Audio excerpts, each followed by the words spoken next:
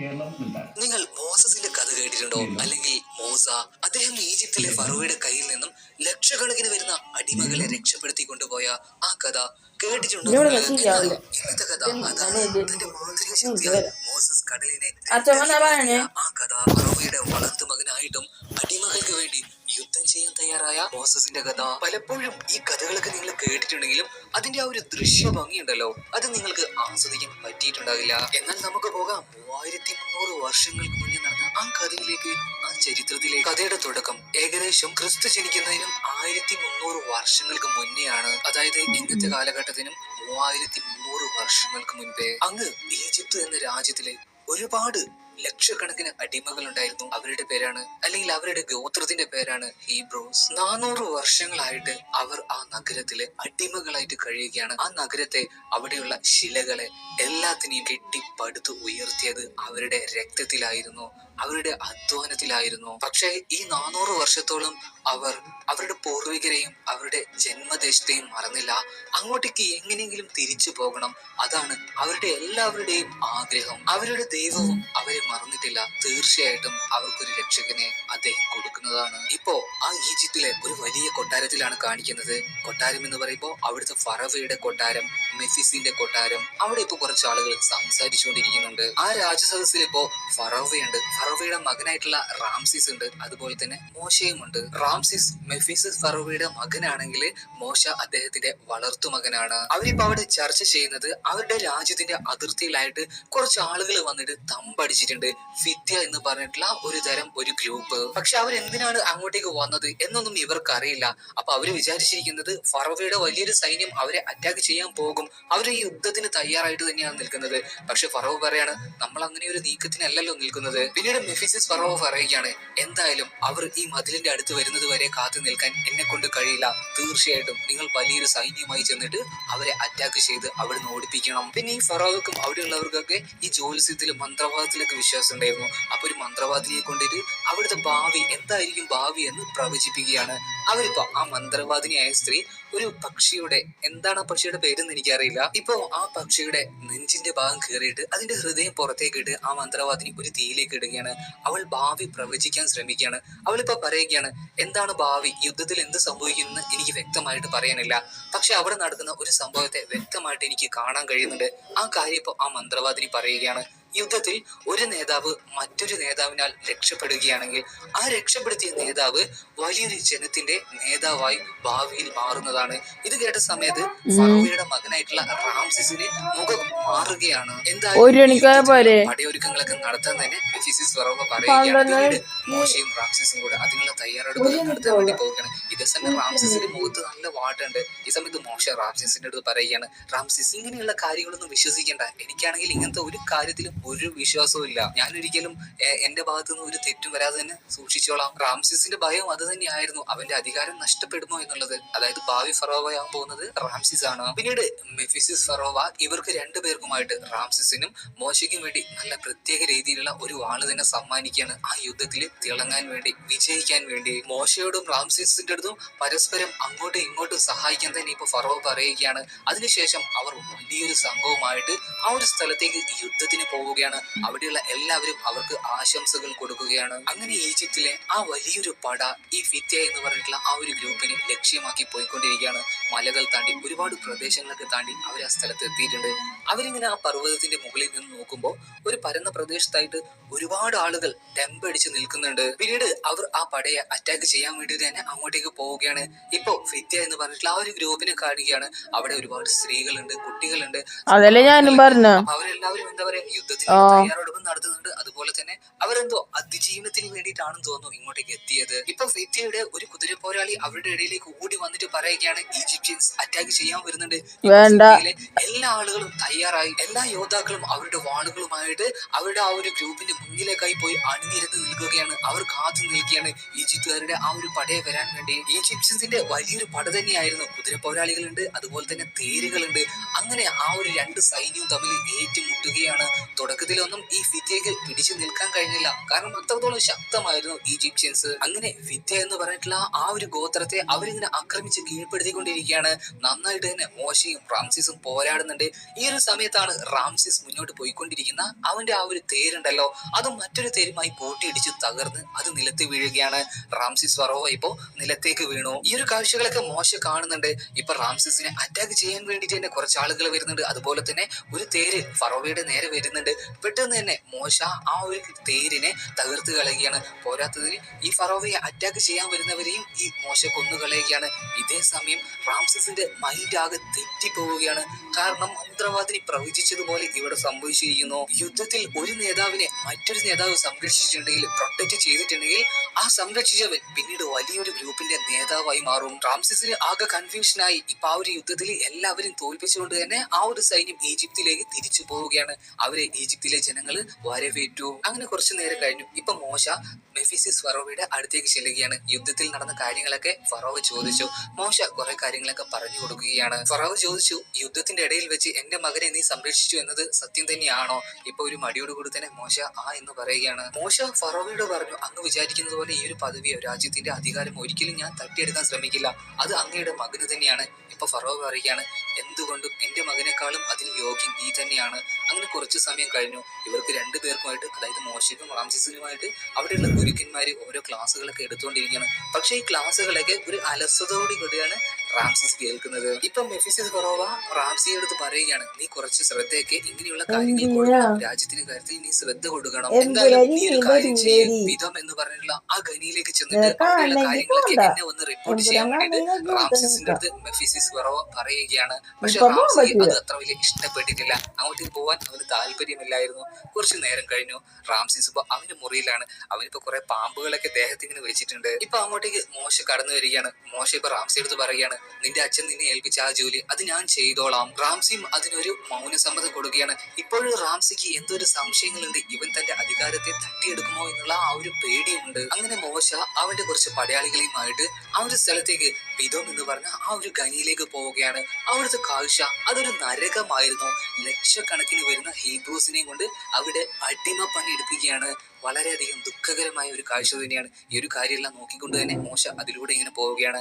അവൻ നേരെ അവിടുത്തെ കാര്യങ്ങളൊക്കെ നിയന്ത്രിക്കുന്ന നെഫർ എന്ന മനുഷ്യന്റെ കൊട്ടാരത്തിലേക്ക് പോവുകയാണ്. മോശ പിന്നീട് നെഫറിന്റെ അടുത്ത് ചോദിക്കുകയാണ്, ഇവിടെ നടക്കുന്ന കാര്യങ്ങളൊക്കെ തന്റെ അടുത്ത് പറയാൻ വേണ്ടിയിട്ട്, റിപ്പോർട്ട് ചെയ്യാൻ വേണ്ടിയിട്ട്. നെഫർ പറയുകയാണ്, ഇവിടെയുള്ള ജനസംഖ്യ വളരെയധികം കൂടിക്കൂടി വരുന്നുണ്ട്. മരണനിരക്കിനേക്കാൾ കൂടുതൽ ജനന നിരക്കുകളാണ്. അതുകൊണ്ട് തന്നെ അവരെ നിയന്ത്രിക്കാൻ കഴിയുന്നില്ല. അതുകൊണ്ട് തന്നെ നിങ്ങളുടെ രാജ്യത്ത് നിന്നും അല്ലെങ്കിൽ ഈജിപ്തിൽ നിന്നും കുറച്ച് പടയാളികളെ ഇങ്ങോട്ടേക്ക് വിട്ടുതരണം. എന്നാൽ മാത്രമേ അവരെ കൺട്രോൾ ചെയ്യാൻ കഴിയുള്ളൂ. അല്ലെങ്കിൽ അവരെ കൊന്നുകളയേണ്ടി വരും. ഇപ്പൊ മോശ പറഞ്ഞു, നെഫർ വിഡ്ഢിത്തരം പറയാതെ ഞാനൊന്ന് പോയി അവിടുത്തെ കാര്യങ്ങളൊക്കെ നിരീക്ഷിച്ചു വരട്ടെ. അപ്പോഴേക്കും ഇവിടെയുള്ള കാര്യങ്ങളൊക്കെ ഒരു റിപ്പോർട്ട് ചെയ്ത് നീ ഇവിടെ തയ്യാറാക്കി വെക്കണം. അങ്ങനെ മോശ പിതോം എന്ന് പറഞ്ഞിട്ടുള്ള ആ ഒരു ഖനിയുടെ ഉള്ളിലേക്ക് പോവുകയാണ്. ആ മനുഷ്യരുടെ ഇടയിലേക്ക് പോവുകയാണ്. മോശ ഇങ്ങനെ അതിലൂടെ നടന്നുകൊണ്ടിരിക്കുമ്പോൾ ഒരു അടിമയെ ഒരു സൈനികൻ ചാട്ടാവാർ വെച്ച് അടിച്ചുകൊണ്ടിരിക്കുകയാണ്. പക്ഷെ ആ മനുഷ്യൻ ചിരിച്ചുകൊണ്ട് ആ അടി മേടിച്ചുകൊണ്ടിരിക്കുകയാണ്. ഇപ്പൊ മോശ ചോദിച്ചു, എന്തിനാണ് അയാളെ തല്ലുന്നത്? അയാൾ എന്തിനാണ് ചിരിക്കുന്നത്? അപ്പൊ ആ സൈനികൻ പറഞ്ഞു, ഇവൻ എപ്പോഴും പ്രശ്നം ഉണ്ടാക്കുന്ന ഒരുത്തനാണ്. അതുപോലെ തന്നെ ഇവന് വേദനയില്ല എന്നാണ് ഇവൻ പറയുന്നത്. ഇപ്പൊ മോശ ചോദിച്ചു, പിന്നെ എന്തിനാണ് അവൻ അടിക്കുന്നത്? മോശ അവന്റെ യാത്ര തുടർന്നു. പിന്നീട് ഒരു സ്ഥലത്ത് ഇരുന്നുകൊണ്ട് തന്നെ ആ ഒരു അടിമകളിൽ പ്രധാനപ്പെട്ട ഓരോ ഗ്രൂപ്പുകളെയും മോശ വിളിച്ചു വരുത്തി കാര്യങ്ങളൊക്കെ ചോദിക്കുകയാണ്. ഇപ്പൊ ഒരു വൃദ്ധനായിട്ടുള്ള മനുഷ്യനും അയാളുടെ കൂടെയുള്ള കുറച്ച് ആളുകളും വന്നിട്ടുണ്ട്. മോശ അവരുടെ അടുത്ത് സംസാരിക്കുകയാണ്. എന്താണ് നിങ്ങളുടെ പ്രശ്നം? എന്തിനാണ് നിങ്ങൾ കലാപങ്ങളും പ്രക്ഷോഭങ്ങളും ഉണ്ടാക്കുന്നത്? അവർ പറയുകയാണ്, 400 വർഷത്തോളമായിട്ട് ഞങ്ങൾ ആഗ്രഹിക്കുന്ന ഒരേ ഒരു കാര്യമേ ഉള്ളൂ. ഞങ്ങൾക്ക് ഇവിടെ നിന്ന് തിരിച്ചു പോകണം. ഖനാൻ എന്ന് പറഞ്ഞിട്ടുള്ള ഞങ്ങളുടെ ജന്മദേശത്തേക്ക് തിരിച്ചു പോകണം. ഞങ്ങളുടെ ദൈവത്തിന്റെ അടുത്തേക്ക്, ഞങ്ങളുടെ ദൈവത്തിനെ ആരാധിക്കാൻ വേണ്ടി ഞങ്ങൾക്ക് അങ്ങോട്ടേക്ക് പോകണം. ദൈവമോ? അങ്ങനെയൊന്നും ഇല്ല. ഇപ്പൊ മോശ അതിനൊക്കെ കളിയൊക്കെയാണ്. മോശയ്ക്ക് ഇങ്ങനെയുള്ള കാര്യങ്ങളിൽ ഒന്നും തന്നെ വിശ്വാസമില്ല. ഇപ്പൊ മോശ അയാൾക്ക് പേര് ചോദിക്കുകയാണ്. അയാൾ പറഞ്ഞു, ആദ്യം നിങ്ങളുടെ പേര് പറ, നിങ്ങൾ ആരാണ്? മോശ പറഞ്ഞു, എന്റെ പേര് മോശ, മെഫിസിസ് ഫറോവയുടെ വളർത്തു മകനാണ് ഞാൻ. ഇത് കേട്ട സമയത്ത് ആ വൃദ്ധനായ മനുഷ്യന് ഒന്ന് അത്ഭുതപ്പെടുകയാണ്. അയാൾ ഇപ്പൊ പതിയെ എണീറ്റ് അവിടുന്ന് പോകാൻ നിൽക്കുകയാണ്. പോകുന്ന സമയത്ത് അയാൾ മോശയോട് രഹസ്യമായി പറഞ്ഞു, എന്റെ പേര് നാൽ. അയാൾ പോയതിനു ശേഷം മോശ അവിടെയുള്ള ബാക്കിയുള്ള ആളുകൾക്കും കൂടെ സംസാരിക്കുകയാണ്. അവളുടെ പ്രശ്നങ്ങൾ മനസ്സിലാക്കുകയാണ്. അങ്ങനെ അന്നേ ദിവസം വൈകുന്നേരമായി. മോശയും അവന്റെ പടയാളികളും അവിടുന്ന് തിരിച്ചു പോവുകയാണ്. ഇപ്പൊ മോശയുടെ അടുത്തേക്ക് നേരത്തെ ആ അടി വാങ്ങിക്കൊണ്ടിരുന്ന ആ മനുഷ്യനുണ്ടല്ലോ, അയാൾ വന്നിട്ട് പറയുകയാണ്, നിങ്ങളെ നൈലിൽ നിന്ന് കാണണം, അദ്ദേഹത്തിന് നിങ്ങളുമായിട്ട് സംസാരിക്കണം. ഇപ്പൊ ഒരു ലെറ്റർ കൊടുത്തിട്ട് ആ മനുഷ്യനോട് പോവുകയാണ്. ആ ഒരു ചെറിയ പേപ്പറിന്റെ കഷ്ണത്തിൽ ഉണ്ടായിരുന്നത് ഒരു പ്രത്യേക തരത്തിലുള്ള ചിഹ്നമായിരുന്നു.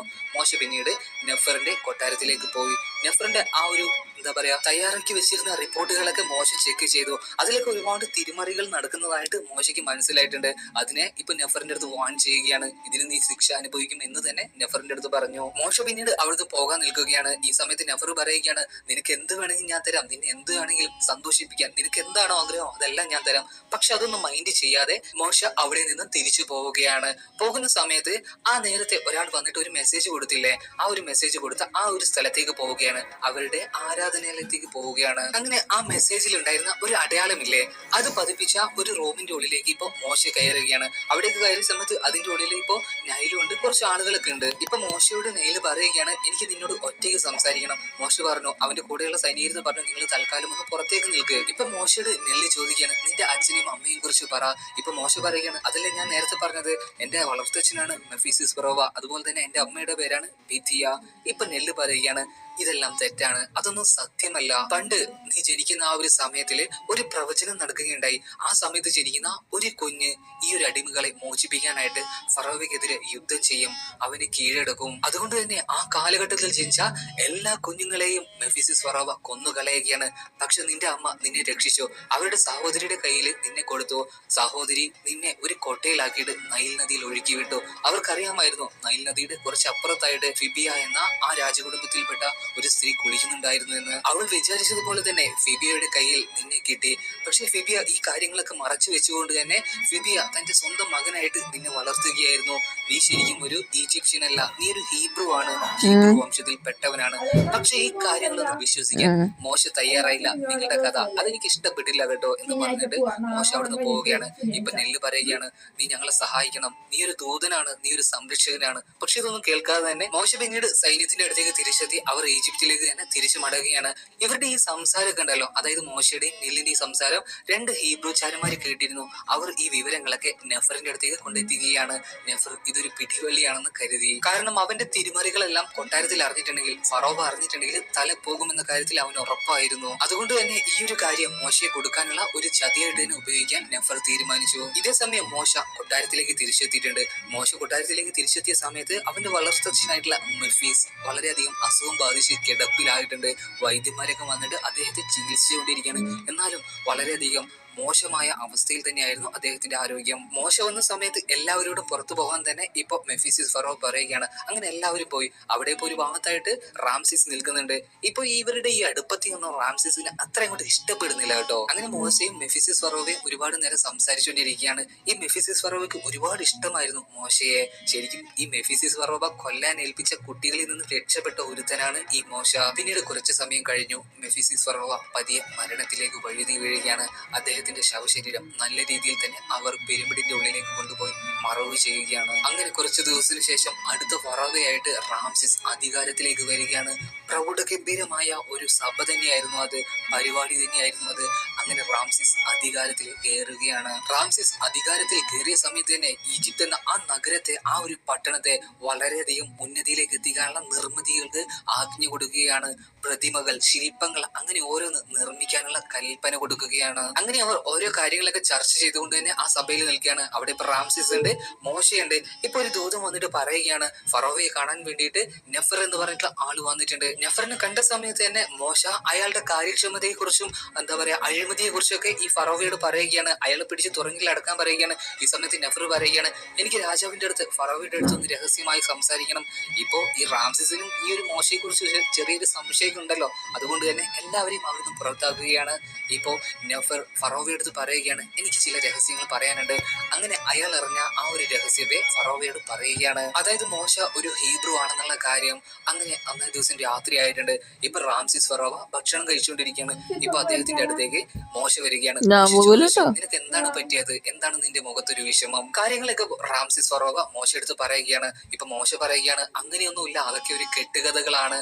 ഇപ്പൊ ഫറോവയും പറഞ്ഞു, അങ്ങനെ തന്നെ വിശ്വസിക്കാനാണ് എനിക്കും താല്പര്യം. പക്ഷെ ഞാനിപ്പോ ആകെ ആശയക്കുഴപ്പത്തിലാണ്. എങ്ങാനും നീ ഒരു ഹീബ്രു ആണെങ്കിലോ, നീ ഭാവിയിൽ എന്റെ അധികാരത്തെ തട്ടിയെടുക്കാൻ ശ്രമിച്ചെങ്കിലോ ഞാനിപ്പോ എന്താണ് ചെയ്യേണ്ടത് എന്ന് ഇപ്പോ ആ ഒരു ഫറോവ മോശയോട് തന്നെ ചോദിക്കാണ്. മോശയ്ക്ക് ഇപ്പോ ഒന്നും പറയാൻ കഴിയുന്നില്ല. എന്തായാലും കൂടുതൽ തെളിവെടുപ്പുകൾ നടത്തേണ്ടതുണ്ട്.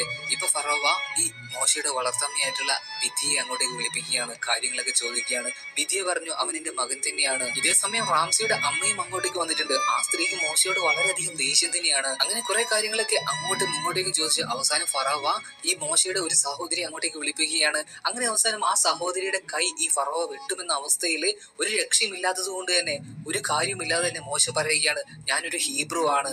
അവൻ അങ്ങനെ വെറുതെ പറഞ്ഞതായിരുന്നു. കാരണം അവന്റെ സഹോദരിയെ അല്ലെങ്കിൽ ആ ഒരു സ്ത്രീയെ രക്ഷിക്കണമായിരുന്നു അവനെ. അങ്ങനെ റാംസിസ് ഫറോവ മോശയെ തുറങ്കിൽ അടക്കുകയാണ്. വളരെയധികം യാതനകൾ സഹിച്ചുകൊണ്ട് തന്നെ മോശ ആ ഒരു തുറങ്കലിൽ കഷ്ടപ്പെട്ടുകൊണ്ടിരിക്കുകയാണ്. ഒരു സമയത്ത് റാംസിസ് ഫറോവ എടുത്ത് അവന്റെ അമ്മ വന്നിട്ട് പറയുകയാണ്, എന്തിനാണ് അവനെ പൂട്ടിയിരിക്കുന്നത്, അവനങ്ങ് കൊന്നു കളഞ്ഞാൽ പോരെ. ഇപ്പോ റാംസിസ് ദേഷ്യത്തോടു കൂടി തന്നെ അവന്റെ അമ്മയെടുത്ത് പറയുകയാണ്, അവനൊരു ഹീബ്രു അല്ല, ആ സ്ത്രീയെ രക്ഷിക്കാൻ വേണ്ടിയിട്ടാണ് അവനത് സമ്മതിച്ചത്. എന്തായാലും മോശയെ ഞാൻ ഇവിടുന്ന് നാട് കടത്താൻ പോവുകയാണ്. അവൻ അങ്ങനെ എന്തെങ്കിലും ഒരു ലക്ഷ്യമുണ്ടെങ്കിൽ അവനെ പിന്തുടരാൻ വേണ്ടി ഞാൻ കുറച്ച് ആളുകളെയും അയക്കുന്നുണ്ട്. അങ്ങനെ മോശയെ ആ ഒരു രാജ്യത്തിൽ നിന്നും വളരെയധികം ദൂരത്തേക്ക് നാട് കടത്തുകയാണ്. ആ ഒരു സമയത്ത് അവന്റെ അമ്മയും കൂടെ വരുന്നുണ്ട്. അതുപോലെ തന്നെ മോശയുടെ ആ പദവി ഏറ്റെടുത്ത ഗയാൻ എന്ന് പറഞ്ഞ ഒരു സൈനികനുമുണ്ട്. ഇപ്പൊ ഒരു സ്ഥലത്ത് എത്തിയ സമയത്ത് ഗയാന്റെ അടുത്ത് മോശ ചോദിക്കുകയാണ്, ഇവിടുന്ന് പോകുന്നതിന് മുന്നേ എന്റെ അമ്മയോട് ഞാനൊന്ന് സംസാരിച്ചോട്ടെ. ഗയാൻ അതിന് സമ്മതം കൊടുക്കുകയാണ്. ഗയാൻ വളരെയധികം റെസ്പെക്ട് ആണ് കേട്ടോ ഈ മോശയുടെ അടുത്ത്. അങ്ങനെ മോശ ഇപ്പൊ അവന്റെ അമ്മയായിട്ടുള്ള വിധിയെ അടുത്ത് സംസാരിക്കുകയാണ്. അങ്ങനെ സംസാരത്തിനൊടുവിൽ വിധിയ ആ ഒരു സത്യം മോശയോട് പറഞ്ഞു. ഒരുപാട് വർഷങ്ങൾക്ക് മുന്നേ ഒരു കൊട്ടയിൽ വെച്ച് നദിയിൽ വെച്ച് ലഭിച്ചതാണ് എനിക്ക് നിന്നെ. എന്തായാലും നീ ഒരു ഹീബ്രു തന്നെയാണ്. അവരെന്ന് പറഞ്ഞ കാര്യങ്ങളൊക്കെ സത്യമായിരിക്കാനാണ് സാധ്യത. ഈ ഒരു കാര്യം ഒരു ഞെട്ടലോടുകൂടെ മോശ അറിയുകയാണ്. പിന്നീട് അങ്ങോട്ടേക്ക് വന്ന സൈനികർക്ക് നല്ല ആദരവോടുകൂടി തന്നെ മോശ അവിടെ നിന്നും പറഞ്ഞയക്കുകയാണ്. ഫറോവയുടെ കൽപ്പനയാണ്, അതുകൊണ്ട് അവർക്കത് അനുസരിച്ച് മതിയാകൂ. അങ്ങനെ മോശ തന്റെ കുതിരയുമായിട്ട് ആ ഒരു മരുഭൂമിയിലൂടെ യാത്ര ചെയ്തുകൊണ്ടിരിക്കുകയാണ്. പൊടിക്കാറ്റ്, വെയില്, ഭക്ഷണമില്ല, വളരെയധികം കഷ്ടപ്പെട്ട് തന്നെ മുന്നോട്ടേക്ക് പോയിക്കൊണ്ടിരിക്കുകയാണ്. ഒരു സ്ഥലത്ത് വെച്ച് മോശയുടെ കുതിര തളർന്ന് നിലത്ത് വീണു. അതുപോലെ തന്നെ മോശയ്ക്കും നല്ല ക്ഷീണമുണ്ട്. അതുകൊണ്ട് തന്നെ ഒരു തുണി പൊതച്ചുകൊണ്ട് ആ ഒരു മണലിൽ കിടക്കുകയാണ്. പിറ്റേ ദിവസം രാവിലെയായി. മോശ കണ്ണു തുറന്ന് നോക്കുമ്പോൾ രണ്ടാളുകൾ അവരെ തൊട്ടടുത്തുണ്ട്. മോശ പറയുകയാണ്, എന്റെ അടുത്ത് നിങ്ങൾക്ക് തരാൻ വേണ്ടിയിട്ട് ഒന്നുമില്ല. മോശ വിചാരിച്ചു അത് കൊള്ളക്കാരായിരിക്കുമെന്ന്. പക്ഷെ അവർ കൊള്ളക്കാരായിരുന്നില്ല. അവർ പറയുകയാണ്, അവരിപ്പോ മോശയുടെ പേര് വിളിക്കുകയാണ്. അപ്പോൾ തന്നെ മോശയ്ക്ക് മനസ്സിലായി ഇത് തന്നെ കൊല്ലാൻ വന്നവരാണ്. മോശ പെട്ടെന്ന് തന്നെ അവന്റെ വാളെടുത്ത് നിമിഷ നേരം കൊണ്ട് രണ്ടുപേരെയും അവിടെ വെച്ച് തന്നെ കൊല്ലുകയാണ്. അവരുടെ കയ്യിൽ വസ്ത്രങ്ങളും അതുപോലെ തന്നെ 2 കുതിരകളും ഉണ്ടായിരുന്നു. ആ കുതിരകളും വസ്ത്രവുമായിട്ട് മോശ പിന്നെയും ഒരുപാട് ദൂരെ യാത്ര ചെയ്യുകയാണ്. ആ സമയത്തെല്ലാം മോശ സഞ്ചരിക്കുന്ന ആ ഒരു വഴിയുടെ മാപ്പ് ഉണ്ടല്ലോ, അതൊരു മുയലിന്റെ തൊലിയിൽ ഇങ്ങനെ രേഖപ്പെടുത്തുന്നുണ്ടായിരുന്നു. എങ്ങാനും എപ്പോഴെങ്കിലും അത് ആവശ്യം വന്നാലോ എന്ന് കരുതിയിട്ട്. അങ്ങനെ ഒരുപാട് ദൂരെ യാത്ര ചെയ്തിട്ട് മോശ ഒരു ചെറിയ ഗ്രാമത്തിലേക്ക് എത്തുകയാണ്. അവിടെ ഇപ്പൊ കുറച്ച് സ്ത്രീകൾ ഒരു കിണറ്റിൽ നിന്ന് വളരെയധികം സന്തോഷത്തോടുകൂടി തന്നെ അവരുടെ ഓരോ കാര്യങ്ങളൊക്കെ പറഞ്ഞ് ചിരിച്ചുകൊണ്ട് തന്നെ ആ ഒരു വെള്ളത്തെ കോരിക്കൊണ്ട് അവരുടെ വീട്ടിലേക്ക് കൊണ്ടുപോകാൻ ശ്രമിക്കുകയാണ്. ഈ സമയത്താണ് കുറെ ആട്ടിടയന്മാര് അങ്ങോട്ടേക്ക് വന്നിട്ട് ആ സ്ത്രീകൾക്ക് പറയുന്നത്, മാറി നിൽക്കൂ, ഞങ്ങള് വെള്ളം എടുത്തോട്ടെ. ഇപ്പൊ ചെറിയൊരു ഭയത്തോട് കൂടി തന്നെ ആ സ്ത്രീകളൊന്ന് പിന്നോട്ട് മാറിയിട്ടുണ്ട്. ഇതേ സമയം മോശ അങ്ങോട്ടേക്ക് വന്നിട്ട് നല്ല ദാഹമുള്ളത് കൊണ്ട് തന്നെ അവിടുത്തെ വെള്ളം കോരി കുടിക്കുകയാണ്. ഇപ്പൊ അവിടെ ഉണ്ടായിരുന്ന ആട്ടിടയന്മാര് പറയുകയാണ്, ആദ്യം ഞങ്ങൾ എന്നിട്ട് നീ. ഇപ്പൊ മോശ അവന്റെ കയ്യിലുണ്ടായിരുന്ന ആ ഒരു വാളുണ്ടല്ലോ അത് നിലത്ത് കുത്തിയുകയാണ്. ഇപ്പൊ എല്ലാവരും ഒന്ന് പേടിച്ചു പോയി. മോശ പറഞ്ഞു, ആദ്യം സ്ത്രീകൾ, അതിനുശേഷം നിങ്ങൾ. ഇപ്പൊ ആ കൂട്ടത്തിൽ ഉണ്ടായിരുന്ന സ്ത്രീകളിൽ ഒരാളായിട്ടുള്ള സിപ്പോറ ഈ മോശയെ കൂട്ടിയിട്ട് അവരുടെ വീട്ടിലേക്ക് പോവുകയാണ്. സിപ്പോറ എന്ന് പറയുന്നത് ആ ഗ്രാമത്തിലെ ഒരു തലവന്റെ മകളായിരുന്നു. ഇപ്പൊ ആ ഗ്രാമത്തിലെ തലവൻ മോശയോട് ചോദിക്കുകയാണ്, നിങ്ങൾ ആരാണ്, നിങ്ങളുടെ കാര്യങ്ങളൊക്കെ പറയൂ. ഇപ്പൊ മോശ ചോദിക്കുകയാണ്, നിങ്ങളുടെ മകൾ എങ്ങനെ ഇങ്ങോട്ടേ കൂട്ടി കൊണ്ടുവന്നത് ഭക്ഷണം തരാമെന്ന് പറഞ്ഞിട്ടാണ്. എന്തിനാണ് വെറുതെ ആവശ്യമില്ലാത്ത കാര്യങ്ങളൊക്കെ നിങ്ങൾ ചോദിക്കുന്നത്? ഇപ്പൊ ആ ഗ്രാമത്തിലെ തലവനും നല്ലവനായ മനുഷ്യൻ പറയുകയാണ്, ശരി നീ പറഞ്ഞില്ലെങ്കിൽ കുഴപ്പമില്ല, നിനക്കുള്ള ഭക്ഷണങ്ങളും താമസ സൗകര്യം എല്ലാം ഞങ്ങൾ ഒരുക്കി തരാം. ഇന്നേ ദിവസം നീ ഇവിടെ നിന്നോളൂ. അങ്ങനെ മോശ അവിടെ നിൽക്കുകയാണ്. പക്ഷെ മോശ അവിടെ നിന്ന് പെട്ടെന്നൊന്നും പോയില്ല. കാരണം മോശയ്ക്ക് പോകാൻ മറ്റൊരു ഇടമില്ല. ഈ ഒരു സമയത്ത് മോശയെടുത്ത് സിപ്പോറ വന്ന് സംസാരിക്കുന്നുണ്ടായിരുന്നു. അങ്ങനെ കുറെ കാര്യങ്ങളൊക്കെ സിപ്പോറ സംസാരിച്ചു. നിങ്ങൾ വരുന്നത് ഈജിപ്തിൽ നിന്നാണ് എനിക്കറിയാം, അവിടുത്തെ കാര്യങ്ങളൊക്കെ ഒന്ന് പറഞ്ഞു തരുമെന്ന് സിപ്പോറ ചോദിക്കുകയാണ്. ഇപ്പൊ മോശ പറയുകയാണ്, ശരിയാണ്, അത് വലിയൊരു നഗരമാണ്, പക്ഷെ ജീവിക്കാൻ എന്തുകൊണ്ട് നല്ലത് നിങ്ങളുടെ ഈ ഒരു ഗ്രാമം തന്നെയായിരിക്കും. മോശ ഇപ്പോ ആ ഗ്രാമത്തലവന്റെ ആടുകളെയൊക്കെ മേയ്ക്കാനും അതിന്റെ ഓരോ കാര്യങ്ങളൊക്കെ ചെയ്യാൻ വേണ്ടി സഹായിച്ചു കൊടുക്കുകയാണ്. കാരണം മോശയ്ക്ക് മറ്റൊന്നും ചെയ്യാനില്ല, ഇങ്ങോട്ട് പോകാനുമില്ല.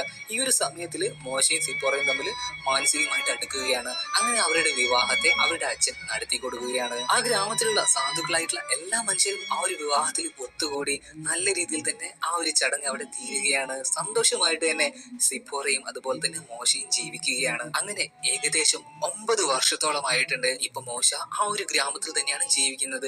ഇതേ സമയം ഈജിപ്തില് റാംസിസ് ഫറോവ അവന്റെ ഓരോ പുതിയ നിയമങ്ങളും പരിഷ്കാരങ്ങളും എല്ലാം നടപ്പിലാക്കിക്കൊണ്ടിരിക്കുകയാണ്. ആ ഒരു നഗരത്തിന്റെ മുഖച്ഛായ തന്നെ റാംസിസ് മാറ്റിക്കൊണ്ടിരിക്കുകയാണ്. വലിയ വലിയ കെട്ടിടങ്ങൾ, ശിലകൾ എല്ലാം പണിത് ഉയർത്തിക്കൊണ്ടിരിക്കുകയാണ്. റാംസിസ് അവന്റെ ഭീമാകാരമായ ഒരു ശില തന്നെ അവിടെ നിർമ്മിച്ചുകൊണ്ടിരിക്കുകയാണ്. അതിനു വേണ്ടിയിട്ട് കുറെ ആളുകളെ അങ്ങോട്ടേക്ക് കൊണ്ടുവന്നിട്ടുണ്ട്, അടിമകളെ കൊണ്ടുവന്നിട്ടുണ്ട്. ആ അവനിപ്പോ ഒരു ദൈവത്തെ പോലെയാണ്. അവന്റെ മുന്നിൽ എല്ലാവരും മുട്ടുകുത്തി നിൽക്കണം. വളരെയധികം മോശമായ ഒരു അവസ്ഥയിലേക്ക് തന്നെയാണ് റാംസിസ് ഫറോവ എത്തി നിൽക്കുന്നത്. ഇപ്പോ അധികാരത്തിന്റെ അഹങ്കാരത്തിന്റെ ഏറ്റവും അഗ്രഭാഗത്തായിട്ട് ഇപ്പൊ അവിടെ ഉണ്ടായിരുന്ന സൈനികർക്ക് അല്ലെങ്കിൽ ശില്പികൾക്കൊക്കെ ഈ റാംസിസ് ഫറോവ പറയുകയാണ്, എന്താ ഈ ശിലയുടെ പണി, എന്റെ പുതിയ കൊട്ടാരത്തിന്റെ പണി ഒന്നും കഴിഞ്ഞിട്ടില്ലല്ലോ, എത്രയും പെട്ടെന്ന് തന്നെ അതെല്ലാം നടപ്പിലാകൂ, തീർക്കൂ അതിന്റെ പണികൾ. റാംസിസ് ഫറോവ എന്ന ഈ ഒരു ഒറ്റ ഫറോവയുടെ ആഗ്രഹത്തിന് അല്ലെങ്കിൽ അയാളുടെ ആശകൾക്ക് വേണ്ടിയിട്ട് എത്രയോ ലക്ഷക്കണക്കിന് വരുന്ന ഹീബ്രൂസ് ആയിട്ടുള്ള മനുഷ്യരുടെ രക്തം അവിടെ ഇങ്ങനെ ഒഴുകിക്കൊണ്ടിരിക്കുകയാണ്. പകല് മുഴുവൻ എല്ല് മുറിയെ അവരെ കൊണ്ട് പണിയെടുപ്പിച്ചുകൊണ്ടിരുന്നു. ഇതേ സമയം ആ ഒരു ചെറിയ ഗ്രാമത്തിൽ മോശ അവന്റെ ആ ഒരു ചെറിയ ജീവിതവുമായിട്ട് മുന്നോട്ട് പോയിക്കൊണ്ടിരിക്കുകയാണ്. മോശയ്ക്ക് ഒരു ആൺകുട്ടിയുണ്ട്. അവനുമായിട്ട് എന്താ നല്ല രീതിയിൽ തന്നെ സൗഹൃദത്തിലാണ്. അവർ രണ്ടുപേരും ഇങ്ങനെ ഓരോ ചെറിയ കളികളൊക്കെ കളിച്ചുകൊണ്ടിരിക്കുകയാണ്. ഇപ്പൊ അവിടെ തൊട്ടടുത്തുണ്ടായിരുന്ന ഒരു വലിയ മലയെ നോക്കിയിട്ട് ഈ മോശയുടെ മകൻ പറയുകയാണ്, ഓ വല്ലാത്തൊരു മല തന്നെ. ഇപ്പൊ മോശ തന്റെ മകനായിട്ടുള്ള ഗർഷോമിന്റെ അടുത്ത് ചോദിക്കുകയാണ്, നിനക്ക് ആ മലയുടെ മുകളിൽ കയറാൻ ആഗ്രഹമുണ്ടോ, അങ്ങനെയുള്ള കാര്യങ്ങൾ ചെയ്യാൻ ആഗ്രഹമുണ്ടോ? ഇപ്പൊ ഗർഷോം പറയുകയാണ്, പാടില്ല പാടില്ല, ആ മലയുടെ മുകളിലേക്ക് കയറാൻ പാടില്ല, അതാണ് അമ്മയുടെ വിശ്വാസം, അവരുടെ എല്ലാം വിശ്വാസം. മോശ ചോദിച്ചു, അതെന്താണ്? ഇപ്പൊ ഗർഷോം പറയുകയാണ്, അത് ദൈവത്തിന്റെ മലയല്ലേ, അങ്ങോട്ടേക്ക് ഞങ്ങൾ കയറാൻ പാടില്ലല്ലോ. ഞാൻ നേരത്തെ തന്നെ പറഞ്ഞിരുന്നല്ലോ, മോശയ്ക്ക് ഇങ്ങനെയുള്ള കാര്യങ്ങളിലൊന്നും ഒരു വിശ്വാസവുമില്ല. ഈ കാര്യങ്ങളത്തേക്ക് മകന് പറഞ്ഞു കൊടുക്കുകയാണ്. അപ്പൊ ഈ ഒരു കാര്യത്തെ അവന്റെ ഭാര്യയായിട്ടുള്ള സിപ്പോറ എതിർക്കുകയാണ്. നിങ്ങൾക്ക് വിശ്വാസമില്ലെങ്കിൽ പോട്ടെ, അവന്റെ വിശ്വാസങ്ങളെ നിങ്ങൾ തകർക്കാൻ നിൽക്കണ്ട. മോശ ഈ ഗ്രാമത്തിൽ വെറുതെ അങ്ങ് നിൽക്കുമെന്നല്ല കേട്ടോ, നല്ല രീതിയിൽ തന്നെ അധ്വാനിച്ച് ഒരുപാട് ആട്ടിൻ പറ്റങ്ങൾ തന്നെ മോശയ്ക്ക് ഉണ്ടായിരുന്നു. അങ്ങനെ അന്നേ ദിവസം രാത്രി ആയിട്ടുണ്ട്, ഇടിയുണ്ട്, മിന്നലുണ്ട്. ആ ഒരു മലയുണ്ടല്ലോ, അതിന്റെ മുകളിലേക്ക് കുറച്ച് ആടുകളുമായിട്ട് അന്നേ ദിവസം രാത്രി തന്നെ മോശ കയറാൻ ശ്രമിക്കുകയാണ്. എന്തിനു വേണ്ടിയാണ് മോശ ആ മലയുടെ മുകളിലേക്ക് കയറിയത് എന്നറിയില്ല. അദ്ദേഹം ഇപ്പോൾ അദ്ദേഹത്തിന്റെ ആടുകളുമായിട്ട് ആ മലയുടെ മുകളിലേക്ക് കയറിക്കൊണ്ടിരിക്കുകയാണ്. നല്ല രീതിയിൽ തന്നെ മഴ പെയ്യുന്നുണ്ട്, ഇടിമിന്നൽ എറിയുന്നുണ്ട്. ഇപ്പൊ മോശ ഒട്ടും പ്രതീക്ഷിക്കാത്ത ഒരു കാര്യം സംഭവിക്കുകയാണ്. ഉരുൾപൊട്ടുകയാണ്. മണ്ണും കല്ലും എല്ലാം കൂടി മിക്സ് ആയിട്ടുള്ള ഒരു ചളിയുടെ രൂപത്തിൽ ഒലിച്ച് താഴേക്ക് ഇറങ്ങിയാണ്. അതിന്റെ ഇടയിൽ മോശ പെട്ടുപോയി. മോശ അതിൽ നിന്നും ഒലിച്ച് താഴേക്ക് വരികയാണ്. ബോധം പോയിട്ടുണ്ട്. കുറച്ചു നേരം കഴിഞ്ഞു മോശയ്ക്ക് ബോധം വന്നിട്ട് കണ്ണു തുറന്നു നോക്കുമ്പോൾ കാണുന്നത് അദ്ദേഹത്തിന്റെ ശരീരം മുഴുവൻ ചളിയുടെ ഉള്ളിലാണ്. മുഖം മാത്രമേ പുറത്തുള്ളൂ. എണീക്കാൻ കഴിയുന്നില്ല. തീർച്ചയായിട്ടും കാലുകളും എല്ലാം ഒടിഞ്ഞിട്ടുണ്ടാവണം. മോശ ഇപ്പൊ ചുറ്റൊന്ന് നോക്കുകയാണ്. അപ്പൊ കുറച്ചപ്പുറത്തായിട്ട് ഒരു കുറ്റിച്ചെടി ഇങ്ങനെ നിന്ന് കത്തുന്നുണ്ട്, വല്ലാത്തൊരു പ്രകാശവുമായിട്ട്. അപ്പൊ മോശയ്ക്ക് മനസ്സിലായി അവിടെ ആരും നിൽക്കുന്നുണ്ടെന്ന്. മോശ പറഞ്ഞു, എന്നെ ഒന്ന് സഹായിക്ക്, എന്റെ കാലുകളൊക്കെ പൊട്ടിയിട്ടുണ്ട്, എനിക്ക് എഴുന്നേൽക്കാൻ കഴിയുന്നില്ല. ഇപ്പൊ ആ മനുഷ്യൻ മോശയുടെ കുറച്ചടുത്തേക്ക് വരികയാണ്. ശരിക്കും അതൊരു വലിയ ആളൊന്നും അല്ല, 10 വയസ്സായിട്ടുള്ള ഒരു ചെറിയ കുട്ടിയായിരുന്നു. ആ കുട്ടിയെടുത്ത് ഇപ്പൊ മോശ ചോദിക്കാണ്, നീ ആരാണ്? ഇതേ സമയത്ത് ആ കുട്ടി ചോദിക്കാണ്, നീ ആരാണെന്ന് ആദ്യം പറ. മോശ പറഞ്ഞു, ഞാനൊരു ഇടയനാണ്. ഈ സമയത്ത് ആ കുട്ടി പറയുകയാണ്, ഇടയനാണോ? ഞാൻ കരുതി നീ ഒരു പടയാളിയായിരിക്കുമെന്ന്. ആ കുട്ടിയുടെ സംസാരത്തിൽ കേൾക്കുമ്പോൾ മോശ ഇപ്പൊ അത്ഭുതത്തോടു കൂടെ ഒന്നും മിണ്ടാതെ നിൽക്കുകയാണ്. ആ കുട്ടി പറഞ്ഞു, ഞാൻ വിചാരിച്ചു നീ ഒരു പടനായകനായിരിക്കുമെന്ന്, ഒരു പോരാളിയായിരിക്കുമെന്ന്. എനിക്കൊരു പോരാളിയെ വേണം. ഇപ്പൊ മോശ ചോദിച്ചു, എന്തിനു വേണ്ടി? ആ കുട്ടി പറഞ്ഞു, യുദ്ധം ചെയ്യാൻ വേണ്ടിയിട്ട്. മോശ ചോദിച്ചു, ആരോടാണ് ഞാൻ യുദ്ധം ചെയ്യേണ്ടത്? ഇപ്പൊ ആ കുട്ടി ചോദിക്കാണ്, അത് നിനക്കറിയില്ലേ? നീ സംരക്ഷിക്കേണ്ട ആ മനുഷ്യരെ നിനക്കറിയില്ലേ? ഹീബ്രൂസിനെ അറിയില്ലേ? അല്ലെങ്കിൽ നീ അവരിൽ പെട്ടവനല്ലേ? പിന്നീട് കൂടുതൽ കാര്യങ്ങളൊന്നും പറയാതെ തന്നെ ഒരു പ്രത്യേക രീതിയിൽ പ്രകാശത്തോട് കൂടി തന്നെ ആ കുട്ടി അവിടെ നിന്ന് മറിഞ്ഞു പോവുകയാണ്. മോശ ഇപ്പൊ പതിയെ പതിയെ ചളിയിലേക്ക് താന്നു പോകുന്നുണ്ട്. പിന്നീട് ആരികയെ ചേർന്ന് മോശയെ രക്ഷിച്ചിട്ടുണ്ടാവണം. അദ്ദേഹം കണ്ണു തുറക്കുന്ന സമയത്ത് അദ്ദേഹത്തിന്റെ തൊട്ടടുത്തായിട്ടാണ് സിപ്പോറ ഉണ്ട്. അദ്ദേഹത്തിന് ആവശ്യമായിട്ടുള്ള ചികിത്സകളൊക്കെ നൽകിക്കൊണ്ടിരിക്കുകയാണ്. ശരീരം മുഴുവനായിട്ടും ആകെ അലങ്കോലമായിട്ടുണ്ട്, എല്ലുകൾ പൊട്ടിയിട്ടുണ്ട്, ശരീരത്തിൽ നിറയെ മുറിയാണ്. മോശ ഇപ്പോൾ തനിക്ക് ആ മലയിൽ വെച്ചുണ്ടായ അനുഭവങ്ങളൊക്കെ സിപ്പോറയുടെ അടുത്ത് പറയുകയാണ്. ഒരു ഭ്രാന്തമായ അവസ്ഥയിലാണ് മോശ ഇങ്ങനെ പറയുന്നത്. വെളിച്ചം കണ്ടു, ആ ഒരു കുട്ടിയെ കണ്ടു, പെട്ടെന്ന് കാണാതായി, അങ്ങനെ പല രീതിയിലും. സിപ്പോറ പറഞ്ഞു, ഇത് നിങ്ങളുടെ വീഴ്ചയിലുള്ള ആഘാതത്തിൽ പറ്റിയതായിരിക്കും, നിങ്ങൾ കുറച്ചു നേരം വിശ്രമിക്കൂ. അങ്ങനെ കുറച്ച് ദിവസങ്ങളൊക്കെ കഴിഞ്ഞു പോയിട്ടുണ്ട്. പക്ഷെ മോശ ഒരു തീരുമാനം എടുക്കുകയാണ്, തന്റെ ജനതയുടെ അടുത്തേക്ക് തിരിച്ചു പോകുമെന്ന്, ഈജിപ്തിലേക്ക് തിരിച്ചു പോകുമെന്ന്. ഈ ഒരു കാര്യം തന്റെ ഭാര്യയെ അറിയിച്ച സമയത്ത് അവൾ വല്ലാതെ തന്നെ ദേഷ്യപ്പെട്ടു. കാരണം താൻ ഒരുപാട് സ്നേഹിക്കുന്ന തന്റെ ഭർത്താവ് മോശയാണ് ഇവിടുന്ന് പോകാൻ പോവുകയാണ്. തന്റെ മകനായ ഗർഷോമിന്റെ അടുത്ത് മോശ യാത്ര പറയുകയാണ്. പക്ഷെ മകൻ വളരെയധികം വിഷമത്തിൽ തന്നെ അവിടുന്ന് പോവുകയാണ്. ഇപ്പൊ അവസാനമായിട്ട് മോശ തന്റെ ഭാര്യയായിട്ടുള്ള സിപ്പോറയുടെ അടുത്ത് യാത്ര പറയുകയാണ്. സിപ്പോറ ചോദിച്ചു, നിങ്ങൾക്കൊന്ന് പോകാതിരിക്കാൻ പറ്റുമോ? പക്ഷെ മോശയ്ക്ക് പോകാതിരിക്കാൻ കഴിയില്ലായിരുന്നു. മോശ അവിടുന്ന് പോവുകയാണ്, ഈജിപ്തിലേക്ക് പോവുകയാണ്. മോശ വന്ന ആ വഴികളൊക്കെ ഒരു വിധത്തിലേക്ക് ഓർമ്മയുണ്ടായിരുന്നു. ആ ഒരു ധാരണയിൽ മോശ യാത്ര ചെയ്തുകൊണ്ടിരിക്കുകയാണ്. കുറെ ദിവസത്തെ യാത്രയ്ക്ക് ശേഷം ഈജിപ്തിലേക്ക് തിരിച്ചെത്തി. പിതോം എന്ന ആ ഖനിയിലേക്കാണ് ആദ്യമായിട്ട് മോശ പോകുന്നത്. അവിടുത്തെ ആ ഒരു ജനങ്ങളുടെ അവസ്ഥ വളരെയധികം നരകയാതന തന്നെയായിരുന്നു ആ മനുഷ്യർ അനുഭവിച്ചുകൊണ്ടിരിക്കുന്നത്. പിതോമിലേക്ക് എത്തിയ മോശ ആദ്യം തന്നെ ചെന്നത്, മോശ ഈ ഒരു സ്ഥലത്തേക്ക് പണ്ട് വന്ന സമയത്ത് നെൽ എന്ന് പറഞ്ഞ മനുഷ്യനുമായിട്ട് ഒരു ദേവാലയത്തിൽ വെച്ച് സംസാരിച്ചില്ലേ, അങ്ങോട്ടേക്കായിരുന്നു. ദേവാലയം എന്ന് പറഞ്ഞ അത്ര വലിയ സ്ഥലം അറിയാവുന്നതല്ല ഒരു കുടിസുമുറി, അവർ രഹസ്യമായിട്ട് പ്രാർത്ഥിക്കുന്ന ഒരു സ്ഥലം, അല്ലെങ്കിൽ അവരുടേതായ നീക്കങ്ങൾ നടത്തുന്ന ആ ഒരു സ്ഥലം, അങ്ങോട്ടേക്ക് ഇപ്പൊ മോശ എത്തിയിട്ടുണ്ട്.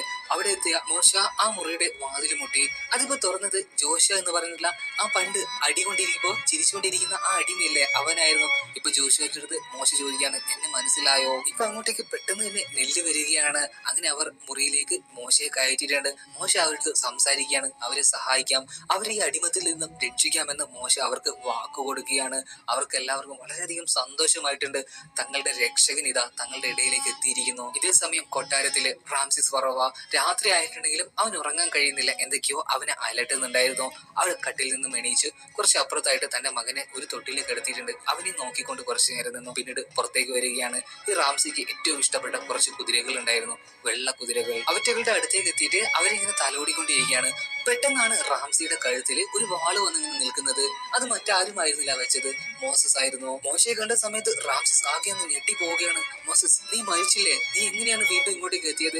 ഇപ്പൊ റാംസിസിന്റെ അടുത്ത് മോശ പറയുകയാണ്, ഇല്ല, ഞാൻ മരിച്ചിട്ടില്ല. നീ അയച്ച ആ 2 കൊലയാളികളും ഞാൻ കൊന്നിട്ടുണ്ടായിരുന്നു. ഇപ്പൊ റാംസിസ് പറയുകയാണ്, അത് അയച്ചത് ഞാനല്ല, അത് എന്റെ അമ്മയായിരിക്കും. ഇപ്പൊ മോശ പറയുകയാണ്, വെറുതെ നുണ പറഞ്ഞ് രക്ഷപ്പെടാൻ നോക്കണ്ട. ഞാനിപ്പോ ഇങ്ങോട്ടേക്ക് വന്നത് നിന്റെ അടുത്ത് ഒരു കാര്യം പറയാൻ വേണ്ടിയിട്ടാണ്. അതെല്ലാം പോട്ടെ, എന്തായി ഈ രാജ്യത്തിന്റെ അവസ്ഥ? ഇപ്പൊ റാംസിസ് പറയുകയാണ്, നീ കണ്ടില്ലേ, രാജ്യം ഇപ്പൊ ഏറ്റവും നല്ല ഉന്നതിയിലാണ്, എല്ലാവർക്കും സന്തോഷം സമാധാനമാണ്. ഈ സമയത്ത് മോശ ചോദിക്കുകയാണ്, ശരി ശരി, അങ്ങനെയാണെങ്കിൽ അടിമകളുടെ കാര്യം എന്താണ്? അവരുടെ കാര്യം നീ പറ, അവരുടെ അവസ്ഥ എന്താണ്? റാംസിസ് പറഞ്ഞു, അവരടിമകളല്ലേ, അവരുടെ കാര്യം എന്തിനാണ് നോക്കുന്നത്? ഇപ്പൊ മോശ പറഞ്ഞു, അവരടിമകളായിരിക്കും, പക്ഷെ അവർ എന്റെ ജനതയാണ്, അവരെ നീ വിട്ടയക്കണം, അവരെ നീ മോചിതരാക്കണം. ഇത് പറഞ്ഞുകൊണ്ട് മോശ അവിടുന്ന് പോവുകയാണ്. പിറ്റേ ദിവസം രാവിലെ ആയിട്ടുണ്ട്. ഫറോവ പെട്ടെന്ന് തന്നെ ഒരു യോഗത്തെ വിളിച്ചു കൂടുകയാണ്. തലേ ദിവസം ഇങ്ങനെയൊരു സംഭവം ഉണ്ടായി, മോശ തിരിച്ചെത്തിയിട്ടുണ്ട്.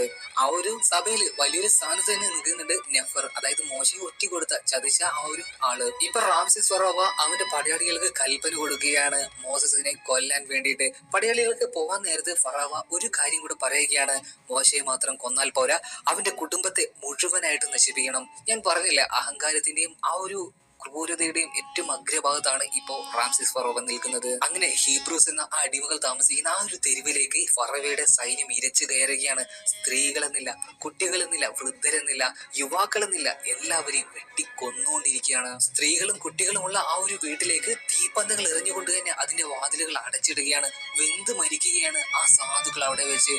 ക്രൂരമായിട്ട് തന്നെ അവരെ ദ്രോഹിച്ചുകൊണ്ടിരിക്കുകയാണ്. എല്ലാവരോടും ചോദിക്കുന്നുണ്ട് മോശ എവിടെ, പക്ഷെ ആർക്കും അറിയില്ല, അല്ലെങ്കിൽ ആരും പറയുന്നില്ലായിരുന്നു.